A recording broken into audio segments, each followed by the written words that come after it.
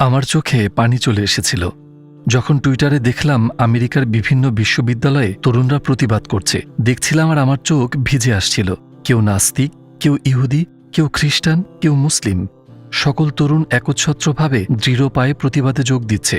এটা শোনার পরেও যে আমাদের এই যুবকদের নাম দাও, যখন তারা গ্র্যাজুয়েশন করবে আমরা আমাদের কোম্পানিতে তাদের কোনো চাকরির সুযোগ দেব না। এমনকি বিশ্ববিদ্যালয়ের প্রফেসররা পর্যন্ত জানতেন যে তারা তাদের চাকরি হারাবেন, তাদেরকে বরখাস্ত করা হবে। তবুও তারা এই আন্দোলন বিরতিহীনভাবে অব্যাহত রেখেছেন গাজার সমর্থনে। আপনার মনে আছে ৭ অক্টোবরের পর হার্ভার্ড বিশ্ববিদ্যালয় তাদের ডিনকে বহিষ্কার করে। ইয়েল বিশ্ববিদ্যালয়ের মতো একটি নামকরা বিশ্ববিদ্যালয়েও তাদের ডিনকে জিজ্ঞাসাবাদ এবং বহিষ্কার করা হয়েছিল। এত কিছুর পরও সেই যুবকরা দৃঢ়ভাবে গাজাকে সমর্থন করেছে এবং তারা তাদের অবস্থানে অটল এবং লড়াই করেই যাচ্ছে জায়োনিস্ট ইসরায়েলের বিরুদ্ধে। এটি আমাকে গভীরভাবে স্পর্শ করে। সম্মিলিত আওয়াজ, সেই প্রতিবাদী কণ্ঠস্বরগুলো এক হয়েছে, আর তাই প্রতিধ্বনিত হচ্ছে বিশ্ববিদ্যালয় প্রাঙ্গণগুলোতে। আমেরিকার বিশ্ববিদ্যালয়গুলোতে প্রতিবাদের ঝড় উঠেছে, আর তা বেড়েই চলেছে প্রতিনিয়ত। ওরা কলম্বিয়া বিশ্ববিদ্যালয়ে পর্যন্ত পুলিশ এনেছে, যেখানে তাদের নিয়মানুযায়ী পুলিশের কোনো প্রবেশাধিকার নেই। ফলে পরের দিন আরও ৫ থেকে ১০ গুণ বেশি তরুণ তরুণী সেই প্রতিবাদে অংশ নেয়। তারা যেন চিৎকার করে বলছে যে আমরা গ্র্যাজুয়েশন শেষে আমরা চাকরি পাবো কিনা কেয়ার করি না, সেখানে জুলুম হচ্ছে এবং আমরা কোনোভাবেই আমাদের ট্যাক্স দিয়ে জালিমদের অর্থের যোগান দেব না। এখন মূল প্রশ্ন হলো, কেন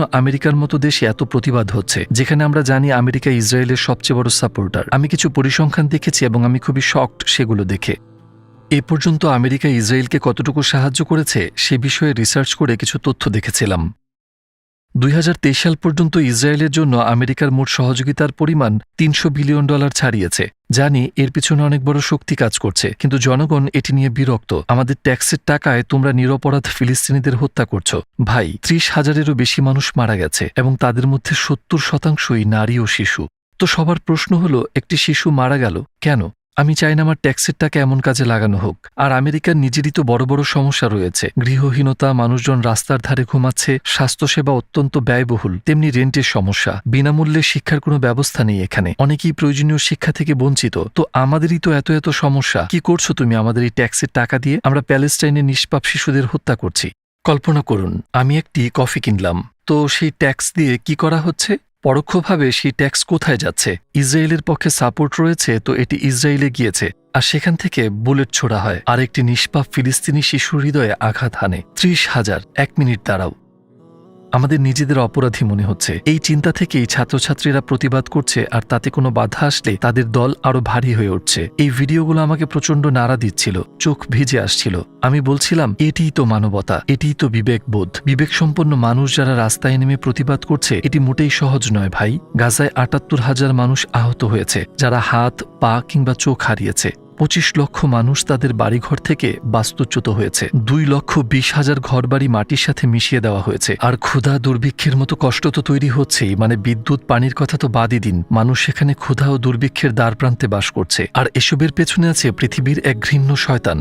অন্যদিকে ন্যায় বিচার চাওয়া লোকদের দেখে সবাই ভাববে, এটা কি আদৌ সম্ভব যে সূর্য পশ্চিম দিক থেকে উদিত হচ্ছে? আমরা যা শুনেছি সূর্যের পশ্চিম দিক থেকে উদয় হওয়া সম্পর্কে, এর অর্থ কি এমনও হতে পারে এটি কি রূপকার্থে ব্যবহৃত?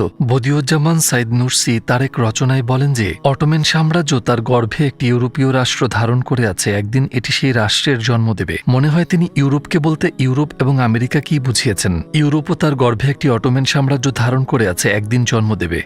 হয়তোবা এগুলো কোনো কিছুর শুরুর লক্ষণ। আমি এখন পর্যন্ত যতগুলো ধর্মান্তরিত হওয়ার ভিডিও দেখেছি, আমি এর আগে কখনো ইনস্টাগ্রামে, ইউটিউবে কোথাও এতটা দেখিনি। এটা বলতে গেলে এতটাই অবিশ্বাস্য যে গাজায় ঘটে যাওয়া ঘটনার পর মানুষ ইসলামের প্রতি প্রচণ্ড আগ্রহী হয়ে উঠেছে।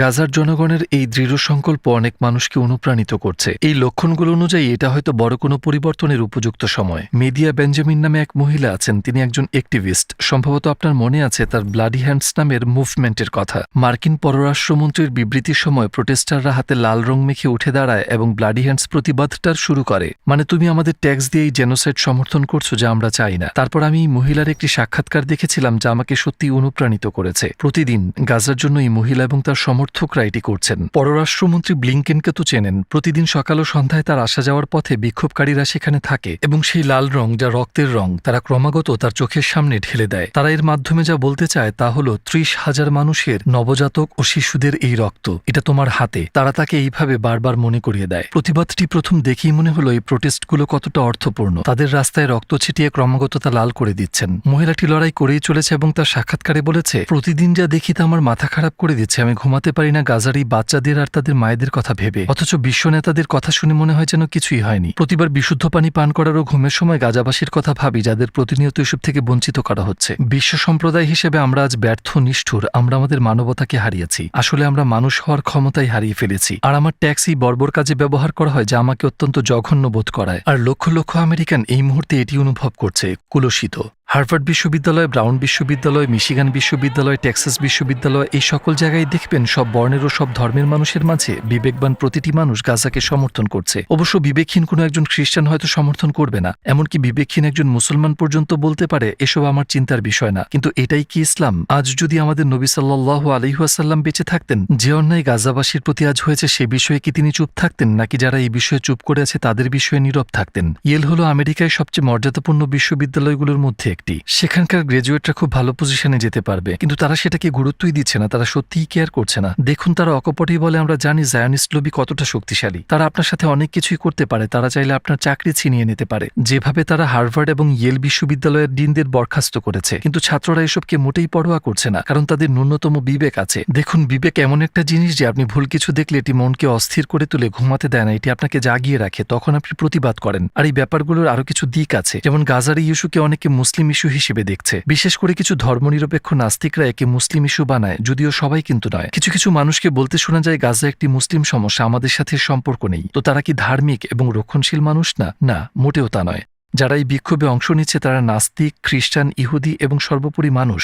আপনি দেখতে পারছেন আমি কি বলছি? এখানে এক প্রকার অস্বস্তি কাজ করছে। দেখুন, ইয়েল ইউনিভার্সিটিতে যখন তাদের গ্রেপ্তার করা হচ্ছে তখন তারা কিন্তু হাসি মুখেই বের হচ্ছিল। এই ভিডিওটি আমাকে ভীষণভাবে নাড়া দেয়। তাদেরকে পিঠের পেছনে হাতে হাতকড়া পরানো হয়েছিল, তারা হাসছিল, লোকজন হাততালি দিচ্ছিল। তাদের সাহসটা দেখুন ভাই। ক্যারিয়ার, পৃথিবী কিছুই পরোয়া করি না আমরা বিবেকবোধ সম্পন্ন মানুষ। উদাহরণস্বরূপ, হাতকড়া পরিহিতদের একজন মুসলিম ছিল, আর নামাজের সময় হওয়াতে সে সেই অবস্থাতেই নামাজ আদায় করে এবং এরপর তারা সেনেট ক্যাফেটেরিয়ায় ঢুকে। আপনারা তো দুর্ভিক্ষের কথা জানেনই, তাই না? কিন্তু তাও সেনেটের লোকেরা ভালো খাবারই খায়। তারা বলে যতক্ষণ না গাজায় মানুষজন খেতে পারবে ততক্ষণ আমরা তাদের থেকে চোখ সরাবো না। Palestine will be free. আর সকলে মিলে ক্যাফেটেরিয়াকে ঘেরাও করে। ফিলিস্তিন মুক্ত হবে, আমরা গাজাকে ভুলবো না। ফিলিস্তিন মুক্ত হবে। এখানে কমলালেবু, ফলমূল, খাবার সবই আছে। কিন্তু আপনাদের কৃতকর্মের ফলে গাজায় মানুষ অনাহারে দিন কাটাচ্ছে। তারা বলে আমরা গাজার জন্য এখানে আছি ও তাদের জন্য দোয়া করি। আমরা দোয়া করি যাতে গাজায় খাবারের ব্যবস্থা হয়। বোমা নয়, বরং খাবার। গাজায় খাবার না যাওয়া পর্যন্ত কংগ্রেস ও তার কর্মীরা আজ খাবে না। অন্যদের কথা জানি না, তবে এটা কি আপনাকে নাড়া দেয় না? তাই যারা মানবিক কেবল তারাই স্বীকার করে হ্যাঁ এটাই মানবতা। এমনকি হলোকাস্ট থেকে বেঁচে যাওয়া একজন ৮৮ বছর বয়সী বৃদ্ধা বিক্ষোভে অংশ নিয়েছিলেন। এই ৮৮ বছর বয়সে তিনি বললেন, আমি এখানে আজ এসেছি কারণ গাজার শিশুরা আজ যে ঝড়ঝাপটা পার করছে তা ছোটবেলায় আমি অনুভব করেছি। ১৫,০০০ শিশুর এই হত্যাযজ্ঞের কোনো মানবিক ব্যাখ্যা নেই।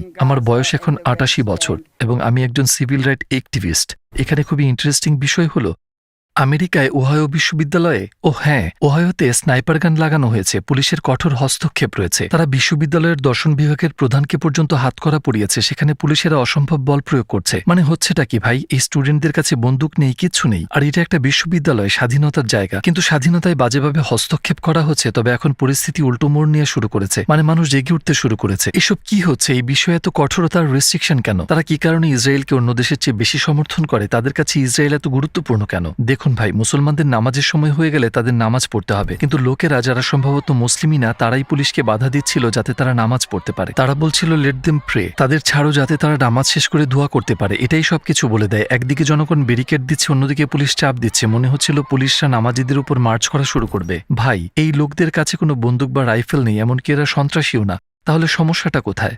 চলুন কন্টিনিউ করি। এখানে ইহুদিরা একত্রিত হয় এবং এই অন্যায়ের প্রতিবাদে যোগ দেয়। তার মানে হলো সব ইহুদিরা এই গণহত্যাকে সাপোর্ট করে না। যারা বর্তমানে ফিলিস্তিনে বর্বর গণহত্যা চালাচ্ছে এর মূল হোতা হলো জায়নিজম মাইন্ডসেট। পৃথিবীর বিভিন্ন প্রান্তের ইহুদিরা এইসব বিভৎসতাকে ঘৃণার সাথে প্রত্যাখ্যান করেছে। সবকিছু দেখার পর অনেক বোধসম্পন্ন মানুষকে আপনি ইনস্টাগ্রামে দেখবেন যারা মুসলিম হয়ে যাচ্ছে। যেমন আমেরিকান, ব্রিটিশ, পর্তুগিজ এবং স্প্যানিশরা খ্রিস্টান, ইহুদিয়ান নাস্তিকতা থেকে ইসলামে ধর্মান্তরিত হচ্ছে। এমনকি আমাদেরই এক বন্ধু যে আমাদের চ্যানেলে স্প্যানিশ ডাবিংয়ের কাজ করে, সে খ্রিস্টান ছিল এবং পরবর্তীতে ইসলাম গ্রহণ করে। গাজায় এই ঘটনার পর যেন সবাই সত্যিকারে জেগে উঠেছে।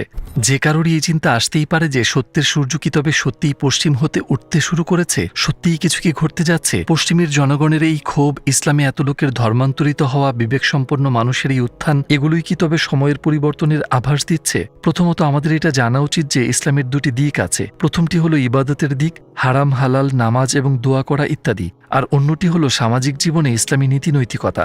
দেখবেন কিছু ব্যক্তি আছে মুসলিম, তারা নামাজ পড়ছে, রোজা রাখছে, বলতে গেলে সব ইবাদতই করছে, কিন্তু তারা ইসলামের নীতি নৈতিকতার ধার ধারে না। তাই এখানে ওখানে তারা এমন সব ফালতু কাজ করে কিংবা মানুষকে অযথা কষ্ট দেয় যা ইসলামের সাথে মোটেই যায় না। বস্তুত তাদের ভেতর সহানুভূতি নেই, বলতে গেলে কিছুই নেই। আচ্ছা, আপনারাই বলুন, এটা কি ঠিক? আমাদের মহানবী সাল্লাল্লাহু আলাইহি ওয়াসাল্লাম তিনি কি এমন ছিলেন? না, তিনি সেসব গুণেরই অধিকারী ছিলেন না। তার নীতিনৈতিকতা এবং ইবাদতে একাগ্রতা উভয়ই ছিল স্পষ্ট। তিনি এতটাই কোমল ছিলেন যে একটা বাচ্চার পোষা পাখি মারা গেলে তিনি তার বাসায় গিয়ে তাকে সান্ত্বনা দিতেন। ভাবুন, একটা মানুষ কতটা দয়াবান হলে একটা প্রাণীর প্রতি এত বেশি সহানুভূতিশীল হয়। এখন দেখুন পশ্চিমে কি ঘটছে।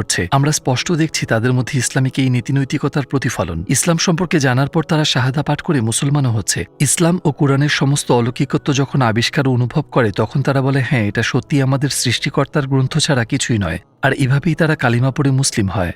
দেখুন, আমি এসব বানিয়ে বলছি না। আপনি ইউটিউবে শুধু কনভার্টস টু ইসলাম টাইপ করলেই এত ভিডিও দেখবেন যে স্ক্রল করতে করতেও শেষ হবে না। উদাহরণস্বরূপ শন কিং নামের একজন অ্যাক্টিভিস্ট ম্যালকম এক্স দ্বারা ব্যাপকভাবে অনুপ্রাণিত হন। তিনি কিন্তু গাজায় গণহত্যার আগে মুসলিম ছিলেন না। অবশ্য তিনি মুসলমানদের সম্পর্কে জানতেন আর আগ্রহীও ছিলেন, কিন্তু গাজা এসব ঘটনার পর একটি ভিডিওতে মসজিদে তাকে শাহাদা পড়তে দেখলাম। এই ব্যক্তির ইনস্টাগ্রামে 4 মিলিয়নেরও বেশি ফলোয়ার রয়েছে, যা ইনস্টাগ্রাম পরে সাসপেন্ড করে দিয়েছে। আর টুইটারে এখন প্রায় 1 মিলিয়নের মতো ফলোয়ার। সে সত্যিই অসাধারণ।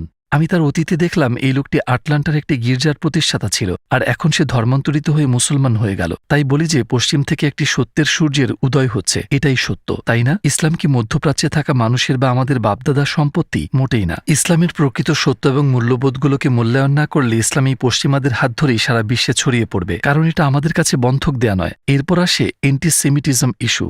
অনেকেই হয়তোবা জানেন না অ্যান্টিসেমিটিজম কি। মূলত এই অ্যান্টিসেমিটিজম হচ্ছে ইহুদি ধর্ম এবং ইহুদি জনগণের বিরুদ্ধে বিদ্বেষ বা শত্রুতা। আপনি জানেন দ্বিতীয় বিশ্বযুদ্ধের সময় হিটলার ব্যাপকভাবে ইহুদিদের হত্যা করে, তখনই মূলত অ্যান্টিসেমিটিজমের উদ্ভব হয়। ইহুদিরা হিটলারের বিরুদ্ধে বলেছিল, তুমি ইহুদি বিদ্বেষী, তুমি ইহুদিদের শত্রু। যারা তাদের আক্রমণ বা অপমান করত তাদেরকে ইহুদিরা এই অজুহাতের অধীনে নিতে শুরু করে এবং যারা অ্যান্টিসেমাইট হিসেবে চিহ্নিত হলো তাদের শাস্তি দেওয়া শুরু হয়। হ্যাঁ, সে সময় ইহুদিরা অবশ্যই নিপীড়িত ছিল এবং তখন সেখানে অ্যান্টিসেমাইট ছিল, কিন্তু সার্থকভাবে এই লেভেলটা ইসরায়েল এখন অপব্যবহার করে। যেমন এই সাম্প্রতিক ঘটনাগুলোতে যখন ইসরায়েলের দেয়া মিথ্যা বিবৃতি নিয়ে বিশ্ববিদ্যালয়গুলো অশান্ত ছিল, তখন শিক্ষার্থীদের সংখ্যা শুধু 2 গুণ নয়, 5 গুণ নয়, 10 গুণ হারে ভিড় বাড়ছিল।